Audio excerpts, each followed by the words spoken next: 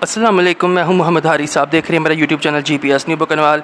तो आज की इस वीडियो में हम एक नई ट्रेनिंग का आगाज़ करने जा रहे हैं जो कि सूबा पंजाब के डिफरेंट डिस्ट्रिक्ट्स में या तो मुकम्मल हो चुकी है या फिर मुकम्मल होने वाली है। और लाहौर डिस्ट्रिक्ट में ये ट्रेनिंग का आगाज़ बाकायदा तौर पर हो चुका है। ट्रेनिंग का उन्वान है ECCE यानी कि early childhood and care education. 5 दिन की ये ट्रेनिंग है फॉर स्कूल हेड टीचर्स। तो अगर आपके स्कूल के अंदर ECCE का कमरा है, आप वहाँ पर किस तरह से सरगर्मियों का इनेकाद कर सकते हैं। उस कमरे में जो है कौन कौन से कॉर्नर्स होंगे, वहाँ पर कौन कौन सी जो 84 किट आइटम्स हैं उनका इस्तेमाल किस तरह से करना है। केयर गिवर कौन होगी, कितनी उसकी तालीमी काबिलियत होनी चाहिए, उसको कितना आप मंथली पे करेंगे, और आप जो ECCE का बैकग्राउंड है, ये सारी बातें और जो स्किल्स डेफिनेशंस टॉपिक्स इसके रिलेटेड हैं, इस पूरी 5 दिन की ट्रेनिंग में आप ये सारी बातें सीखेंगे।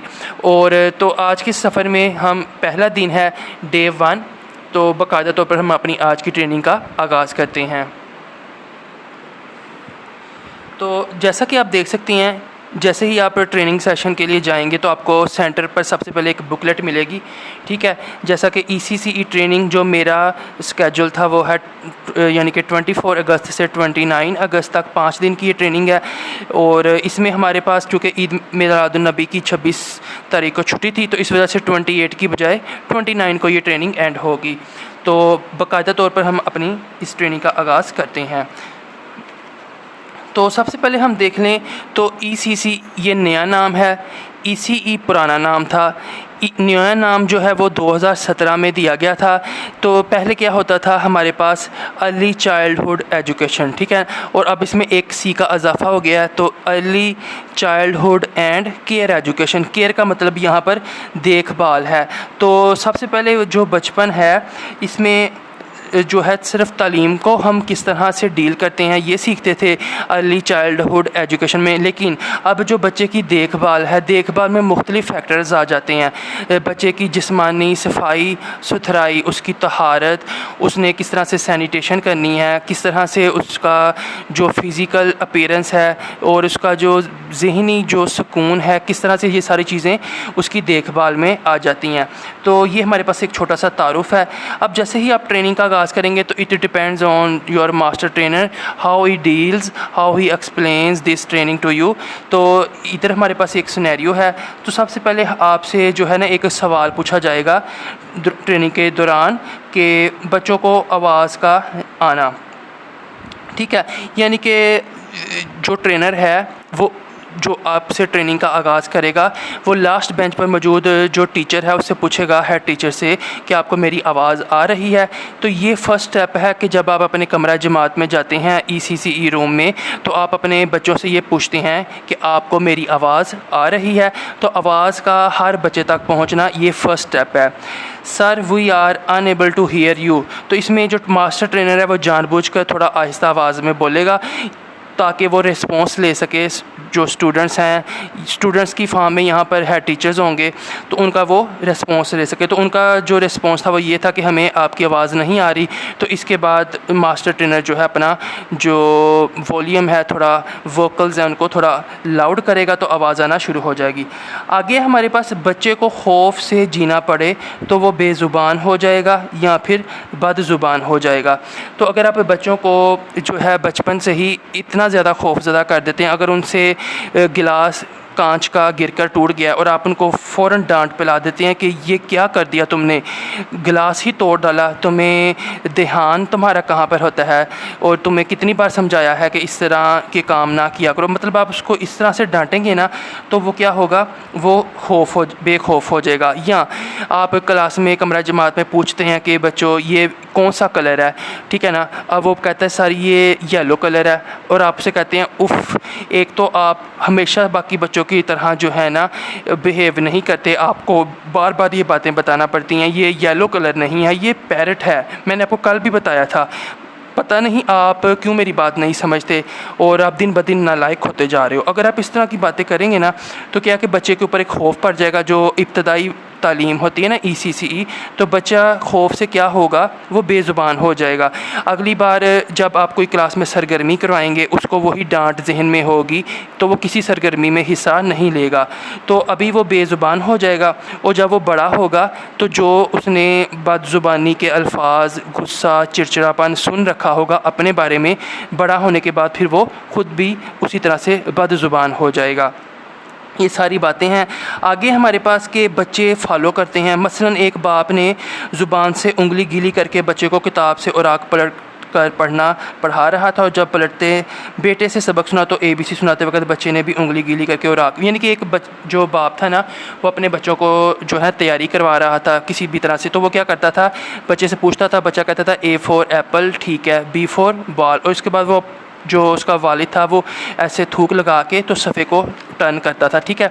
इसी तरह C for cat, D for drum, और फिर दोबारा वो थूक लगा के तो इस तरह करता था। अब ये जो चीज़ थी ना उसकी, अगरचे ये एक अच्छी आदत नहीं है कि आप थूक लगा के इसको टर्न ऑफ करें, इसके लिए आप जो है वेट फॉर्म का इस्तेमाल कर सकते हैं और ख़ुद भी थोड़ी सी कोशिश करके जो है टर्न कर सकते हैं। लेकिन जब बच्चे ने सारा उसको सिखा दिया कि A फॉर एप्पल है, B फॉर बॉल है, सारा रिवाइज़ करवा दिया, और जब बच्चे से सुनने की सबक बारी आई तो किताब उसको हैंड ओवर की। अब जो बच्चा था ना वो भी इसी तरह ही कर रहा था कि A for Apple, B for ball, और वो भी अपने मुंह पे थूक लगा के तो पेज को टर्न करता था। तो सेकंड हमने जो इसमें बात सीखी वही है कि बच्चे वो करते हैं जो उनके सामने दोहराया जाता है, जिस चीज़ को उनके सामने रिपीट किया जाता है बच्चे भी उसको फॉलो करके उसको रिपीट करते हैं। अब वो अच्छी आदत होगी तो बच्चे उसी अच्छी आदत को सीख कर रिपीट करेंगे, और अगर वो किसी बात तहज़ीबी या एक आप समझ लें नेगेटिव वे में कोई रेपिटेशन होगी तो बच्चे उसको दोहराएंगे। जैसे कि यहाँ पे ये गीली उंगली के लिए थूक का इस्तेमाल है, तो ये बच्चा सीख गया। आगे बच्चे की शख्सियत साजी में इब्तदाई 8 से 10 साल अहम है। तो 8 से 10 साल में बच्चा जो आदतें सीखेगा ना वो जड़ पकड़ लेंगी। जैसे आप कहते हैं ना, नेचर नेवर चेंज, तो हमेशा हर बच्चा मासूम पैदा होता है, बेगुनाह पैदा होता है, लेकिन उसकी जो ज़ात के अंदर मुख्तलिफ़ बुराइयाँ आती हैं, चाहे वो चिड़चिड़ापन हो, गाली गलोच हो, धक्के देना, लड़ाई झगड़ा करना, ठीक है ना, ये जितनी नेगेटिविटीज़ किसी बच्चे के अंदर वो आती हैं ना, वो 8 से 10 साल की उम्र में उसके आप समझ लें कि हमने किसी न किसी सूरत में देखा होगा कि या तो उसके वालिदैन आपस में लड़ते रहते थे तो वो बच्चा भी ये बात सीख गया, या आपने उनको गली महल्ले में छोड़ दिया, उन पे नज़र नहीं रखी तो वो जो है बुरी सोहबत का शिकार होकर वट्टे चलाना, रोड़े चलाना, चीखें मारना, ठीक है, लड़ाई झगड़े करना, गालियाँ निकालना वो सीख जाता है। तो 8 से 10 साल अहम है। इन सालों में बच्चे को हम जो चीज़ सिखाएंगे ना वो उसके जहन में पक्की हो जाएगी, और फिर नेचर नेवर चेंज, फिर वो उसकी आदतें कभी भी बदलेंगी नहीं। तो 5 साल बच्चों पर तजर्बा किया गया ऐसे माहौल में जहाँ कोई आवाज़ नहीं थी, 5 साल बच्चे भी बोलने के काबिल ना हुए। अब इसमें ये एक एक्सपेरिमेंट हुआ था कि कुछ बच्चों को ना एक ऐसी बिल्डिंग के अंदर, एक ऐसी इन्वायरमेंट में रख दिया जहाँ पे सिर्फ खामोशी थी। उनको खिलौने फराहम किए जाते थे, अच्छा खाना फराहम किया जाता था, लेकिन उनके साथ तो जो बातें थी ना वो ना होने के बराबर थी। तजर्बे के लिए इसको मतलब कि चेक किया गया। 5 साल गुजर गए और आम तौर पे 2.5 से 3 साल का बच्चा मामा पापा और बातें करना शुरू कर देता है, लेकिन 5 साल गुजरने के बावजूद कोई भी बच्चा बोलने के काबिल जो है वो ना हो सका। तो इस तरह जो हमारी ज़ुबान है, चाहे मादरी ज़ुबान है, जो अशिया के नाम हैं, जो अच्छी और बुरी आप समझ लें कि गुफ्तगू हम करते हैं, तो ये सारी बातें जो है बच्चे सुन कर रिपीट करते हैं। तो इसका आप स्क्रीनशॉट ले सकते हैं। ये हमारे पास फर्स्ट पेज है। तो नेक्स्ट हम चलते हैं आगे। हमारे पास फैक्टर्स फॉर चाइल्डहुड डेवलपमेंट। तो जो बचपन है उसकी जो बढ़ोतरी, उसकी जो डेवलपमेंट है, उसमें कौन से फैक्टर्स होते हैं? 5 फैक्टर्स होते हैं। तो अब हम बारी बारी इन फैक्टर्स को थोड़ा थोड़ा जो है डिस्कस कर लेते हैं। तो सबसे पहले इसमें सोशल इमोशनल डेवलपमेंट। असल में ये जो ट्रेनिंग है ना, अगर आप छोटे बच्चों को पढ़ाने जा रहे हैं तो ये ECCE के लिए तो स्पेसिफिकली जो है मौजूद है, लेकिन ये जो सारी ट्रेनिंग अगर आप मुकम्मल तौर पर इसमें हिस्सा लेते हैं तो ये सिर्फ जो ECE नहीं बल्कि ये ECCE से लेकर जो क्लास 3 है, क्योंकि क्लास 3 में भी आमतौर पर 8 साल के बच्चे मौजूद होते हैं, तो क्लास 3 तक के जो टीचर्स हैं ना उनको ये ट्रेनिंग फ़ायदा देगी, उनको बहुत से कॉन्सेप्ट्स क्लियर होंगे। सबसे पहले हमारे पास फैक्टर्स फॉर चाइल्डहुड डेवलपमेंट, इसमें आता है सोशल इमोशनल डेवलपमेंट। तो अगर हम इसको इंग्लिश में बयान करें तो आप इसको ऐसे कहेंगे कि ये एक प्रोसेस है, ठीक है। It is a process in which a child learns to understand and manage their own emotions. ये एक ऐसा अमल है सोशल इमोशनल डेवलपमेंट कि जिसमें बच्चा ना अपने ही जो उसके जज्बात हैं, ठीक है ना, जो उसके अपने जज्बात हैं, खुशी के, गमी के और हमदर्दी के, गुस्से के, उन जज्बात को वो समझना सीखता है और उनकी मैनेजमेंट सीखता है कि किस वक्त उसने कौन सा जो मिजाज है अपनाना है। अगर उसका कोई बैग नीचे गिरा गया, ठीक है, और आपने उसकी ऐसी समझने की तरबियत की है तो वो फ़ौरन से चीख पड़ेगा, ठीक है ना, गुस्सा हो जाएगा, चिड़चिड़ापन आ जाएगा। लेकिन अगर उसकी बचपन में इब्तदाई तौर पर अच्छी तरबियत हुई है तो वो कहेगा ओहो आपने मेरा बैग गिरा दिया। तो इस तरह से, ठीक है ना। तो सोशल इमोशनल डेवलपमेंट जो है इसको हम बोलेंगे कि the process where a child learns to understand and manage their own emotions, ठीक है ना, और express empathy, build healthy relationships and interact effectively with others. तो ये हमारे पास छोटा सा इंट्रोडक्शन है, आप इसको गूगल पर मज़ीद सर्च करके मज़ीद बेहतर तौर पर समझ सकते हैं। नेक्स्ट हमारे पास कोग्निटिव डेवलपमेंट। अब ये क्या है? The growth of intellectual abilities including how a child thinks, learns, reason, solve problems and remembers information. कोई भी आप बच्चे को मालूमात देते हैं, इल्म देते हैं, वो उसको किस तरह से शौरी तौर पर याद रखता है, ठीक है ना। बच्चे के सामने एक मसला आ गया, जैसे ये एक पेंसिल पकड़ी है ना, उसकी ये जो सिल्वर की आप समझ लें कि एक टोपी सी है ना, कैप, ये उतर गई है पेंसिल से। तो अब उसने सीख रखा है कि इसको हम वापस लगा सकते हैं, ठीक है, क्योंकि ये एक अच्छी आदत है। एक सिविलाइज्ड जो स्टूडेंट है ना, जो मतलब कि अच्छी आप समझ लें जिसको पहचान है कि मैंने अपने आप को अच्छा दिखाना है, वो फ़ौरन इसको इसके ऊपर फिट कर लेगा, ठीक है। अदरवाइज़ वो क्या करेगा, अच्छा उतर गई तो कोई बात नहीं, मैं इसको फेंक देता हूँ, और वो इसको चबाना भी शुरू कर देगा, पेंसिल ख़राब कर देगा। तो ये कोग्निटिव का ताल्लुक जो है ना, इंटेलेक्चुअल जो एबिलिटीज़ है ना, आपकी जो ज़हनी सलाहियतें हैं, ठीक है ना, उनके बारे में। एक छोटा बच्चा बैठा है, ठीक है, उसको एक बेंच के ऊपर छोटा सा नट बोल्ट वो ना खुला हुआ नज़र आया ना, ठीक है ना, 4 से 5 साल का बच्चा है, वो उसको ना हाथ से घुमा के अंदर कर देगा, ठीक है। इसको हम बोलेंगे उसकी कोग्निटिव डेवलपमेंट में जो इंटेलेक्चुअल एबिलिटीज़ थी ना, जो उसकी सोचने की सलाहियत थी, वो बड़ी अच्छी तरह से उसकी तरबियत हुई है। अब एक ही उसी तरह का बच्चा है, वो मे भी उसको निकाल के तो फेंक दे, ठीक है। तो ये इसमें कोग्निटिव डेवलपमेंट है। इसमें बच्चा सोचता है, जो है वो सीखता है, अपनी जो है समझ बूझ का इस्तेमाल करते हुए मसाइल को हल करता है। तो इसमें जो है कोग्निटिव डेवलपमेंट में ये सारे फैक्टर्स आ जाते हैं। आगे हमारे पास फ़िज़िकल डेवलपमेंट। अब फ़िज़िकल ग्रोथ आप समझ लें, बच्चे का जो जिस्म होता है, बच्चे की जो जिस्म के अंदर आप समझ लें कि डिफरेंट ऑर्गन्स हैं, हाथ, आँख, ठीक है ना। मिसाल के तौर पर बच्चा किस तरह से बिहेव करता है, उसकी जो जिस्म की बढ़ोतरी है, मोटर स्किल्स इसमें आ जाती हैं, ग्रास मोटर स्किल्स जैसे कि भागना। अब किस तरह से बस्ता बैग उठाता है, किस तरह से वो बैग रखता है, वो क्लैपिंग किस तरह से करता है, मतलब कि बिल्कुल या फिर पोलाइटली, ठीक है ना। ग्रास मोटर स्किल्स में होता है कि आप अपनी बॉडी को किस तरह से इस्तेमाल कर सकते हैं, कि जैसे वज़न उठाना। 2 बच्चे एक जैसी उम्र के हैं, एक बच्चा जो है वो ईंट उठा लेता है, ठीक है, दूसरे बच्चे से वो नहीं उठाई जाती। इसका मतलब है उसकी ग्रास मोटर स्किल्स की प्रॉपर जो है वो डेवलपमेंट नहीं हुई। फिर फाइन मोटर स्किल्स इसके अंदर आ जाती हैं। फाइन मोटर स्किल्स में जो मैंने अभी आपको नट वाली बात बताई कि किस तरह से उसने नट को घुमा के अंदर कर दिया। फिर इसी से अगर सुई के अंदर धागा डालना है, एक बच्चा है वो उसके अंदर डालने की कोशिश कर रहा है, उससे नहीं डलता तो वो चिड़चिड़ापन का शिकार हो जाता है, और दूसरा बच्चा है वो बिल्कुल प्यार से उसके अंदर डालता है और वो धागा बाहर निकाल देता है। तो इसका मतलब है उसकी जो फिज़िकल डेवलपमेंट है उसके में gross motor skills, fine motor skills, या फिर पेंसिल को किस तरह से पकड़ना है, ये भी एक अंदाज़ा है। कुछ बच्चे हैं वो बिल्कुल ऐसे पकड़ के लिख रहे हैं, इसका मतलब है उनको किसी ने सिखाया ही नहीं कि उनकी जो फिज़िकल डेवलपमेंट का ये ख़ास पार्ट है कि उन्होंने पेंसिल को किस तरह से पकड़ना है। कुछ बिल्कुल इस तरह पकड़ते हैं और कुछ इस तरह पकड़ लेते हैं। तो ये सारी चीज़ें हमारे पास फ़िज़िकल डेवलपमेंट में आ जाती हैं। आगे हम चले तो लैंग्वेज डेवलपमेंट है। इसमें क्या है कि आपने ज़ुबान का इस्तेमाल करना, यानी कि कम्युनिकेशन स्किल्स हो गई।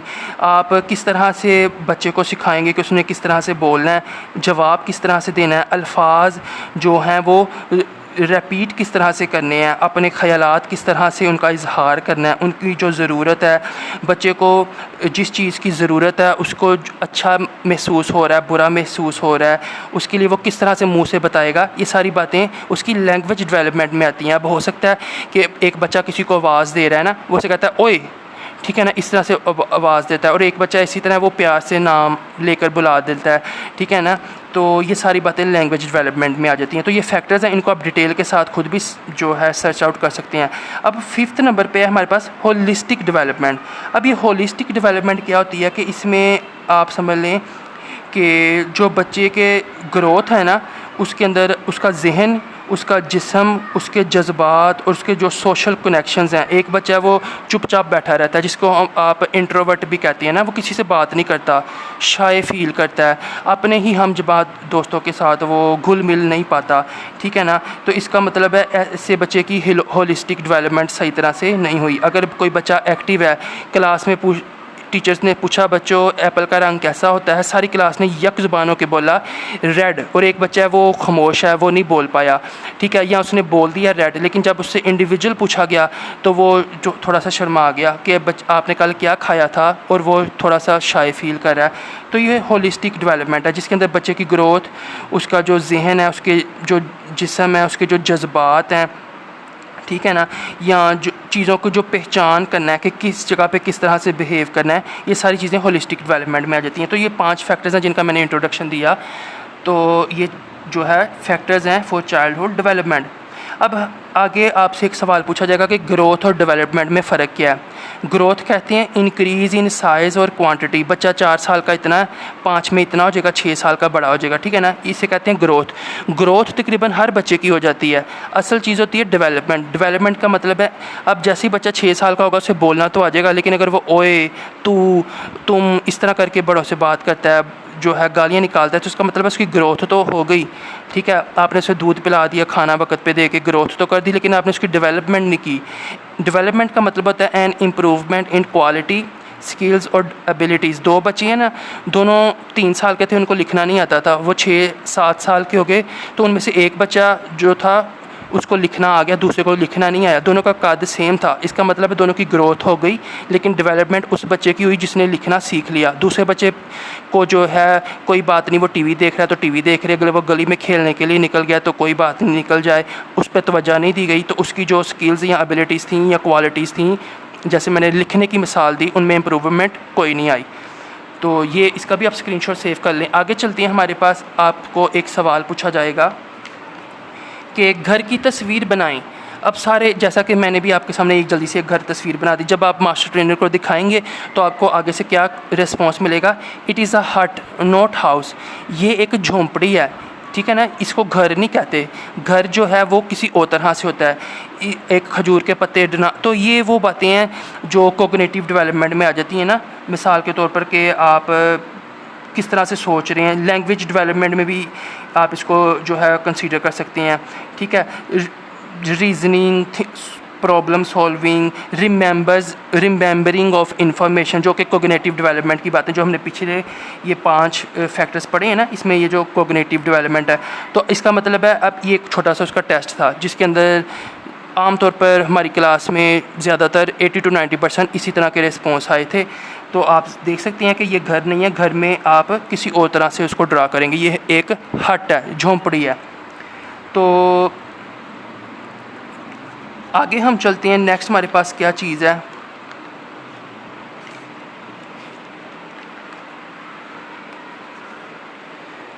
ठीक है। अब देखें आपके पास जैसे कहते हैं ना फाइन मोटर स्किल्स, उसके लिए एक एक्टिविटी है।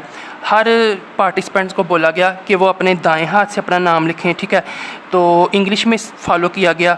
अब ये मैंने दाएं हाथ से अपना नाम लिख रखा है, ये बाएं हाथ से अब मैंने अपना नाम लिखा है, और फिर आपने अपने पेंसिल को अपने मुंह में रख के ना, तो उसके साथ अपना नाम लिखा है। फिर आपने अपनी एल्बो में, कोहनी में, ठीक है ना, जैसे ये आपका बाजू है ना, तो बाजू को आप दरमियान, ये आपका कंधा है, कंधे में नहीं, इस तरह अपने बाजू में फोल्ड करके तो कोहनी में रख के आपने अपना नाम लिखा। तो ये फाइन मोटर स्किल्स हैं, ठीक है ना। ये एक एक्टिविटी है, इसको भी आप देख सकते हैं। मैं आपको जूम करके भी दिखा देता हूँ, ठीक है। तो हमने इस सरगर्मी से क्या सीखा, हमें बचपन से दाएं हाथ से लिखना सिखाया गया। लिखाई साफ़ है, मतलब आप बच्चों को बचपन में जो चीज़ सिखा देंगे बच्चों उसमें एक्सपर्ट हो जाएंगे। Practice makes a man perfect, हमने दाएं हाथ से सारी उम्र प्रैक्टिस की है, तो हमारी दाएं हाथ से लिखाई साफ़ है। बाएं हाथ से नहीं की, मुंह में पेंसिल रख के नहीं की, कोहनी में रख के नहीं की, तो लिखाई साफ़ नहीं है।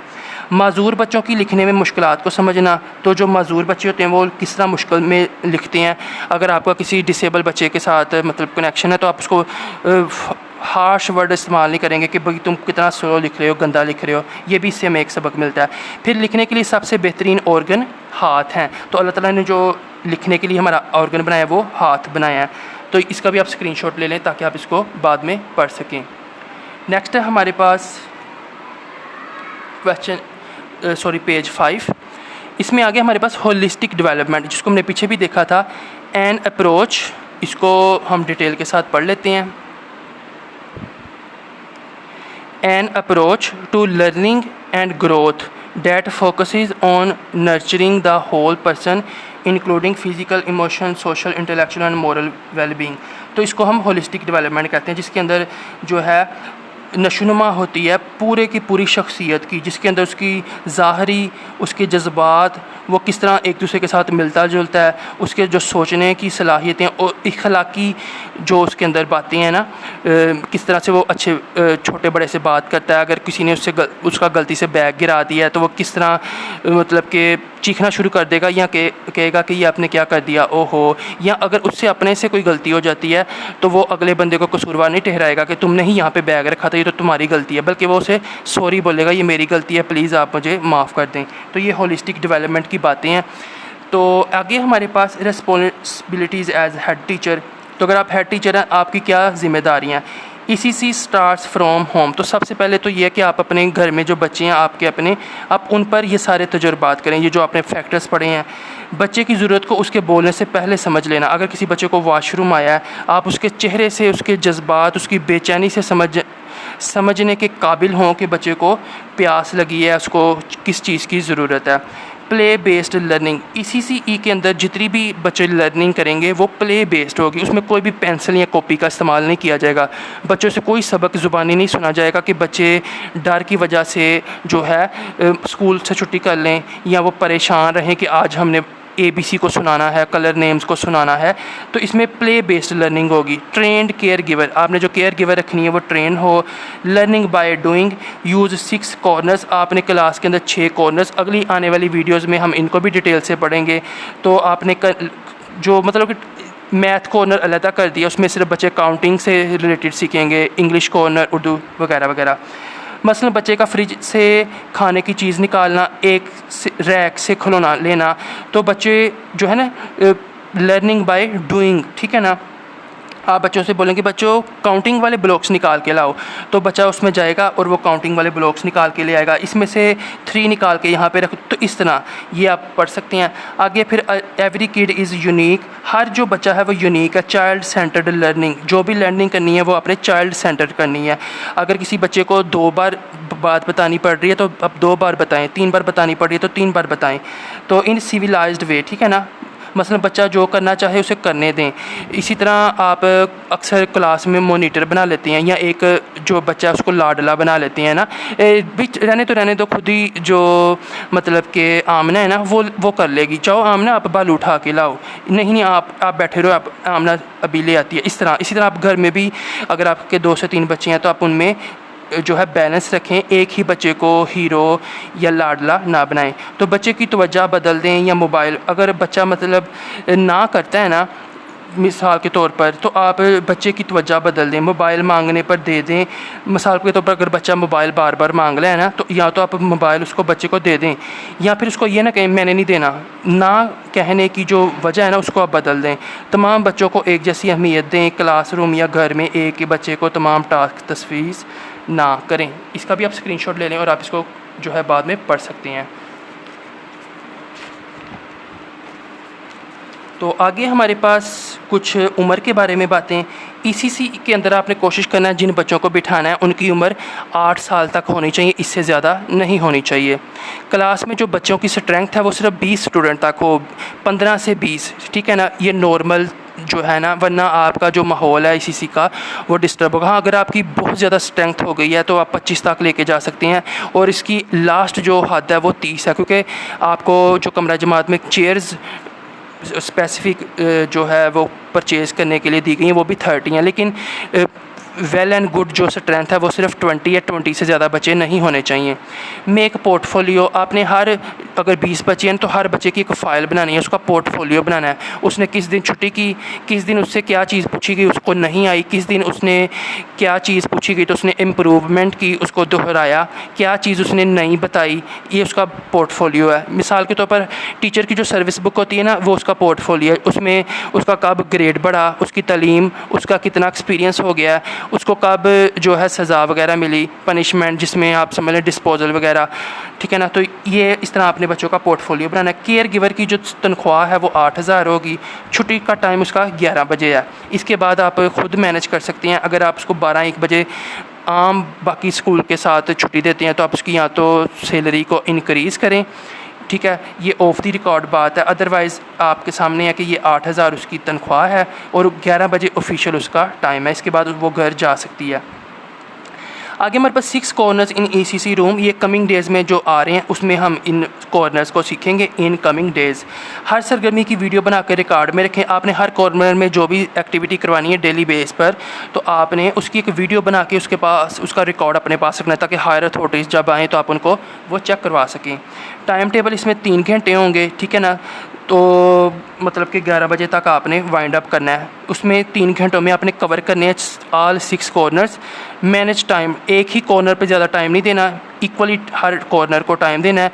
प्ले विद टॉयज़, 45 मिनट्स के लिए आपने बच्चों को आज़ाद छोड़ देना है कि वो अपनी पसंद का खिलौना लें और उसके साथ खेलें। इसी वजह से कहा गया है कि आप 20 से ज़्यादा बच्चों को ना लें। अगर 30 बच्चे 35 बच्चों का आप एक रश डाल देंगे तो वो डिसिप्लिन बहुत ज़्यादा मेंटेन करना जो है वो मुश्किल हो जाएगा। तो अगर आपकी क्लास में कोई बच्चा नर्सरी की बुक्स को पढ़ने के काबिल हो चुका है तो आप उसको प्रमोट कर दें, उसको ECE रूम में ना बिठाएं। आप ऐसा कर सकते हैं कि किसी इन 11 बजे के बाद जब ये ECCE के बच्चे घर चले जाएं, आप तब नर्सरी के कुछ बच्चों को लाकर जो है यूज़ कर सकते हैं स्टाफ। अदरवाइज़ रिकमेंडेड है कि 20 बच्चे। तो प्ले विद टॉयज़ के लिए 45 मिनट्स है।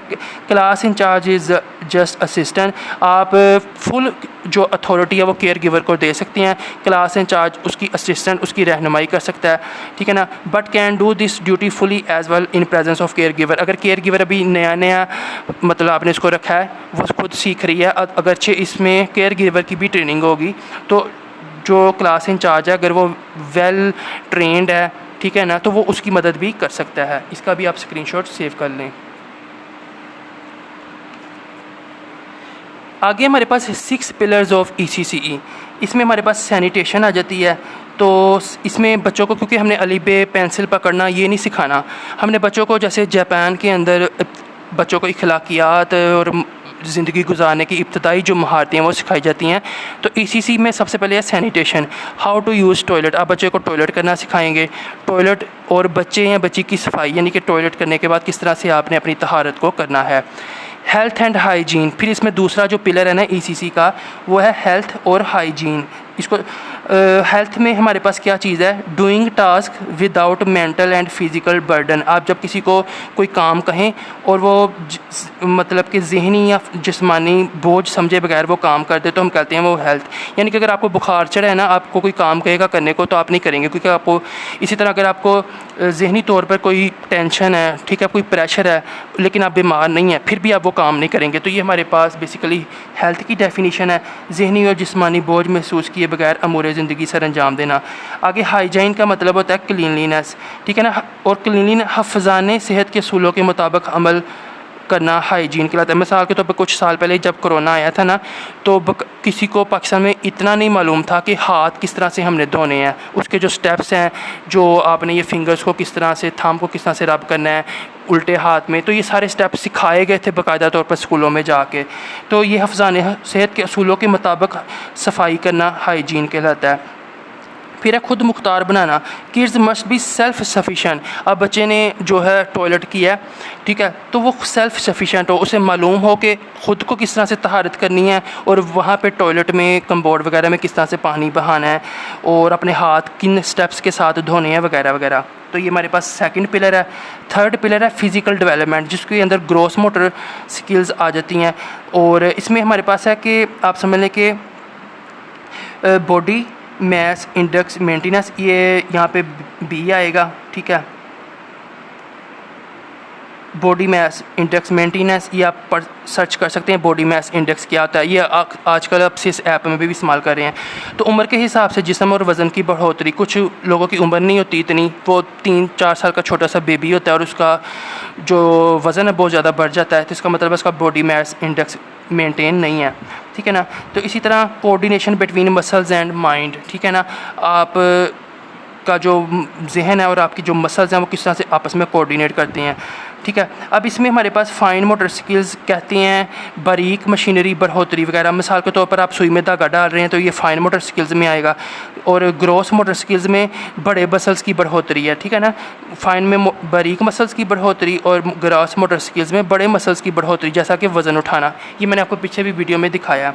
तो ईसीसी का हर बच्चा भाग दौड़ रहा हो, एक्टिव हो, फिज़िकल डेवलपमेंट को एक लाइन में हम इस तरह से बयान करेंगे। इसका भी आप स्क्रीनशॉट सेव कर लें। आगे चलते हैं।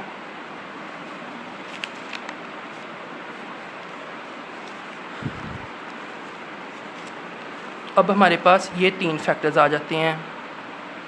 तो इसी की जो एजुकेशन है उसमें जो 4th पिलर है ना, वो है सोशल इमोशनल डेवलपमेंट। सोशल समाजी, इमोशनल जो आपके जज्बात हैं, आपके नहीं मतलब कि जो बच्चे के जज्बात हैं उनकी डेवलपमेंट बढ़ोतरी, मतलब कि इसको हम इंग्लिश में ऐसे बोलेंगे कि the process of learning how to manage feelings, ठीक है ना, show empathy, build friendships and cooperate with others. एक बच्चा जो है वो देख रहा है कि सामने वाला जो बच्चा है ना उससे अपना बैग नहीं उठाया जा रहा, ठीक है ना, उसकी किताबें बाहर पड़ी हैं और छुट्टी हो गई है और बेल का, और वो भी अपना बैग उठा के घर भाग जाता है। नहीं, आपने उसको सोशल इमोशनल डेवलपमेंट की, तो उसने कहा कि मैं आपकी मदद कर सकता हूँ। उसने उसके साथ मदद करते हुए उसकी बुक्स उसके बैग में डाल दी। अगर किसी से उसकी मतलब कि बैग नीचे गिरा, किताबें, चीज़ें, ज्योमेट्री नीचे गिरी, उसकी पेंसिलें वगैरह गिर के बिखर गई हैं, तो दूसरा बच्चा देख रहा है और वो अपने काम में मसरूफ़ है, तो इस हम कहेंगे उसकी सोशल डेवलपमेंट अच्छी नहीं हुई, ठीक है ना। अगर वो भाग के आता है, चीज़ें उठा के उसकी ज्योमेट्री में मदद कर देता है, तो हम बोलेंगे उसकी। इसी तरह इमोशनल भी इसी में आ जाता है कि किस तरह के आपके जज्बात हैं, ठीक है ना। आप किसी को, एक छोटा बच्चा है और वो दूसरे को मतलब कि डांटता है, उसके साथ गाली गलौज करता है और कंटिन्यूसली करी जा रहा है, उसे महसूस ही नहीं है कि उसके अल्फाज का दूसरे पे क्या असर हो रहा है। ये सोशल इमोशनल डेवलपमेंट चौथा पिलर है। फिर 5वां कॉग्निटिव डेवलपमेंट। तो कोग्निटिव डेवलपमेंट का इंग्लिश में होता है कि the growth of thinking skills including how a person learns, reasons, remembers and solve problem. उसको कोई बात बताते हैं, वो कितनी देर तक उसको याद रखता है। आपने कल उसको कोई अच्छी नसीहत की, अगले दिन आपने देखा कि क्या उसने उस नसीहत पर अमल किया है। जैसे कोई बच्चा शॉर्पनर की मदद से ऐसे शोर कर रहा था क्लास में, आपने उसको प्यार से समझाया और अगले दिन आपने उसको देखा कि फिर वो दोबारा वही अमल कर रहा है, तो इसका मतलब है उसकी अभी भी कमी रह गई है, ठीक है ना। तो कोई बच्चा किस तरह से मतलब कि सीखता है, ठीक है, और अपनी समझ बूझ का इस्तेमाल, और वो किस तरह से बातों को याद रखता है और मसाइल का हल किस तरह से करता है, ठीक है ना। मतलब कि वो अपने बैग में किताबें डाल रहा है, उसकी ज़िप बंद करते वक्त उसकी ज़िप बंद नहीं हो रही और वो चिड़चिड़ेपन में गुस्सा इस तरह से हो गया, तो आप उसको किस तरह से ये सारी चीज़ें डील करते हैं, ये सारी बातें कोग्निटिव डेवलपमेंट में आ जाती हैं। और आगे लैंग्वेज डेवलपमेंट, तो इसमें क्या वही एक्वायरिंग, आप कम्युनिकेशन स्किल्स, जो आइडियाज़, आपने किस तरह से स्पीच को किसी को अंडरस्टैंड करना है, अल्फाज का इस्तेमाल किस तरह से करना है, किस मौके पर कौन से अल्फाज, बड़े से किस तरह बात करनी है, छोटे से किस तरह से। तो ये हमारे पास 6 पिलर्स थे ईसीई के। आगे चलते हैं तो हमारे पास कुछ नई बातें आ जाती हैं। ट्रेनिंग क्या होती है? तो पॉजिटिव चेंज या modification in your skill is called training. ये ट्रेनिंग की डेफिनेशन है। पेडागोजी क्या होती है? Teaching method for children. एक टीचिंग मेथड फॉर टीचर्स भी होता है, तो ये हमारे पास है टीचिंग मेथड फॉर चिल्ड्रन। आगे हमारे पास national professional standards for teaching. Pakistan में 10 जो है ना स्टैंडर्ड्स हैं कौमी प्रोफेशनल स्टैंडर्ड्स। अगर आप टीचिंग करना चाह रहे हैं तो उसके 10 जो स्टैंडर्ड्स हैं ना वो आपको पता होने चाहिए, या आप नेट पर सर्च कर सकते हैं। तो ट्रेनिंग जो है ECCE की हो या कोई भी ट्रेनिंग हो, जो ये ट्रेनिंग का कॉन्सेप्ट है ना, किसी काम के लिए जब आप किसी को ट्रेनिंग करवाते हैं, ये सबसे पहले 1836 में शुरू हुई थी।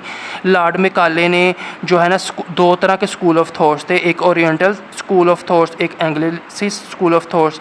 तो इसने इन स्कूल ऑफ थॉट्स की बुनियाद पर ना ये ट्रेनिंग 1836 में शुरू की थी। तो हमें ज़्यादा पीछे तारीख़ में जाने की ज़रूरत नहीं है, हमने ECC के बच्चों को लॉर्ड मैकाले के बारे में नहीं बताना, ठीक है। ये ज़रा सा टच है, मज़ीद डिटेल चाहते हैं तो आप इसको नेट पर सर्च कर सकते हैं। तो अब जो है बच्चों को आप क्रॉस, यानी कि ये सामने एक शख्स है, एक ये लेफ़्ट हैंड इसके राइट हैंड में दे देगा, ये लेफ़्ट अपना राइट हैंड इसके लेफ़्ट हैंड में, और दोनों जो पार्टिसिपेंट्स हैं ना वो हाथों में हाथ डालकर ऊंची आवाज़ में ये बोलेंगे, ये जो अड़े रहते हैं सड़े रहते हैं। ठीक है, तो 3 से 4 बार बोलेंगे, इसमें बच्चे मुस्कुराएंगे। आप इसमें से लाइनें चेंज कर सकते हैं। तो जो टीचर्स या हेड टीचर्स इसमें ट्रेनिंग में शामिल होंगे तो वो मुस्कुराएंगे, उनका मूड फ्रेश हो जाएगा। ठीक है, इसी तरह हमारे पास है child is like a blank slate slate. ठीक है ना, आमतौर पर ये कॉन्सेप्ट होता है कि बच्चा एक कोरा कागज़ है, आप उस पर जो लिखते हैं ना वो वही बन जाता है। Every child is unique, teacher polish skills of kids. तो टीचर जो है ना वो बच्चे की जो स्किल्स हैं उनको पॉलिश करता है। अब बेसिकली इसमें यह है कि ये वाला जो थॉट है ना ये पुराना हो गया कि बच्चा कोरा कागज़ उस पर जो लिखेंगे वो हो जाएगा। असल में हर बच्चे के अंदर महारतें मौजूद होती हैं, अगर उसको अच्छा टीचर मिल जाए तो वो उनको पॉलिश कर देता है। ठीक है ना, तो ये कॉन्सेप्ट पुराना है और ये नया कॉन्सेप्ट है। आगे चलते हैं। तो नेक्स्ट है हमारे पास बच्चा जो है वो खाली स्लेट नहीं होता, ये पुराना कॉन्सेप्ट हो गया है। अगर टीचर बच्चे की आईक्यू को समझते हुए उसको जो है स्किल्स सिखाना शुरू करे, उसकी जो दिलचस्पी का जो फील्ड है उसमें उसको इम्प्रूव एक्सपर्ट बनाना चाहे तो वो यही करे और उसको ऐसा ही करना चाहिए। अब टीचर क्या है? Transfer of knowledge from his own mind to kids. Teacher उसे कहते हैं जो अपने जहन में मौजूद जो नॉलेज है ना आगे मौजूद बच्चों के जो जहन है उसमें ट्रांसफ़र कर देता है। ECCE का 1990 में कॉन्फ्रेंस हुई थी। ठीक है ना, फिर है एजुकेशन फॉर ऑल, ये पॉलिसी हुई थी एक। ये फिर चाइल्ड फ्रेंडली स्कूल्स, इसका कॉन्सेप्ट 1998 में आया था। ये कौमी तालीमी पॉलिसी 1998 की थी, जिसके अंदर सबसे पहले जैसे अभी ECC का नाम है ना तो इसमें माजी में जाएँ तो 1998 में CFS का एक कॉन्सेप्ट आया था, चाइल्ड फ्रेंडली स्कूल्स। ये हम बात कर रहे हैं ECC के बैकग्राउंड की। तो ECE की पॉलिसी 2017 तक थी और ECC जब सिंगल नेशनल करिकुलम आया तो ECE का नाम बदलकर ECCE हो गया, जो कि 2020 में हुआ। अब इसमें 2 सरगर्मियाँ, इसमें एक सरगर्मी है कि टीचर्स इस तरह से छत सी बनाएंगे आमने सामने खड़े होके, और 2 टीचर बारी बारी ना इसमें से गुजरेंगे। जो आपका मास्टर ट्रेनर है वो पहले आएगा, इन दोनों को साइड पे खड़ा कर देगा, कहेगा कि जो 1 टीचर है ना जो दरमियान से गुजरेगा ना आपने उसकी बुराइयां करनी है, फिर वो दूसरा टीचर उसकी आपने अच्छाइयाँ करनी है, फिर ये सारे साइड पर हो जाएंगे। तो अभी जो 1 टीचर है ना इसको मास्टर ट्रेनर बुला के पूछेगा कि जब आप इन दोनों टीचर्स के हाथों के साए के नीचे से गुजरे थे तो इन्होंने आपको कौन सी बातें बताई, तो वो बताएगा इन्होंने मेरी बुराइयाँ की थी। इसका मकसद ये है कि उसको याद अल्फाज रह गए कि जो उसने बुराइयाँ की थी।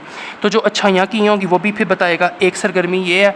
दूसरी सरगर्मी ये है कि सारे टीचर्स सर्कल बना के खड़े हो जाएंगे, एक जो रिंग है ना वो किसी एक टीचर को पकड़ा दी जाएगी, सबको बोला जाएगा आप आपकी आंखें बंद कर लें। रिंग को जो है ना आपने आंखें बंद रखते हुए जो है ना आगे आगे दूसरे को हाथों में पकड़ाई जाना है। तो ये टीचर इसको पकड़ा देगा, ये टीचर इसको पकड़ा देगा, ये टीचर इसको पकड़ा देगा। तो फिर क्या है कि जो है ना हाफ जो मतलब सर्कल होगा ना, इस सर्कल से जो है ना क्वेश्चन की मतलब आप बोलेंगे, मास्टर ट्रेनर बोलेगा कि आंखें खोल लें। अब इसमें से किसी एक टीचर को पूछा जाएगा कि आप बताओ कि जो रिंग हमने यहाँ से पास करना शुरू की थी वो इस वक्त किसके हाथ में है। तो इस दौरान ना आप समझ लें कि कुछ एक्टिविटीज़ की जाएंगी कि चलें भी सारे हाथ नीचे कर लें। अब ऐसा होगा कि जिसके हाथ में रिंग थी ना या तो वो अपने हाथ नीचे कर लेगा तो बाकी पार्टिसिपेंट्स को वो नज़र आ जाएगी। फिर बोला जाएगा कि अच्छा भाई इससे पहले कि हम आगे बढ़ें सारे क्लैपिंग करें। तो ये हिंट दिए जाएंगे। अगर किसी ने नोट कर लिया कि उसने हाथ नीचे नहीं किया, उसने क्लैपिंग नहीं की, तो वो जहन में रखेगा। अगर उसकी बारी पे पूछा गया तो वो फ़ौरन बता देगा। तो ये हमारे पास 2 एक्टिविटीज़ हैं। नेक्स्ट है हमारे पास है एम्पैथी और सिंपैथी में फ़र्क। एम्पैथी का मतलब होता है support according to the need, ज़रूरत के मुताबिक किसी को सपोर्ट करना, ठीक है। और सिंपैथी का मतलब होता है हमदर्दी। एम्पैथी का मतलब है जैसे 3 बच्चे थे, ठीक है ना, वो खिड़की से बाहर देख रहे थे, एक फ़ुटबॉल का मैच हो रहा था बड़ा मज़े का। एक चौथा बच्चा आया, उसका कद उस खिड़की से छोटा था।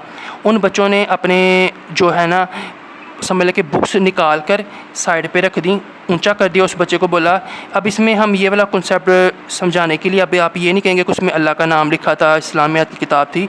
आप समझ लें कि वो मैथ की या इंग्लिश की ये एक समझाने के लिए बात। उन्होंने अपनी किताबें साइड पे रखी, उनका एक ढेर लगाया और वो चौथा बच्चा उनके ऊपर चढ़ के तो वो भी खिड़की से बाहर देखने के काबिल हो गया। तो इन तीनों बच्चों ने उस चौथे बच्चे की जिस तरह से मदद की ना, इसको बोलते हैं एम्पैथी।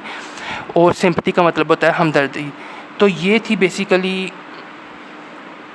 जो पहले दिन की training day 1 ECCE 5 days training, जिसमें आज पहला दिन हमने क्या सीखा वो मैंने आपके साथ शेयर किया, बचपन की इब्तदाई देखभाल व तालीम। तो अगर आपको वीडियो अच्छी लगी हो तो चैनल को सब्सक्राइब करें, वीडियो भी लाइक करें, और मिलेंगे अगली वीडियो में डे 2 में। अब तब तक के लिए इतना ही। मैं हूं मोहम्मद हारिस, चैनल को कर लें सब्सक्राइब।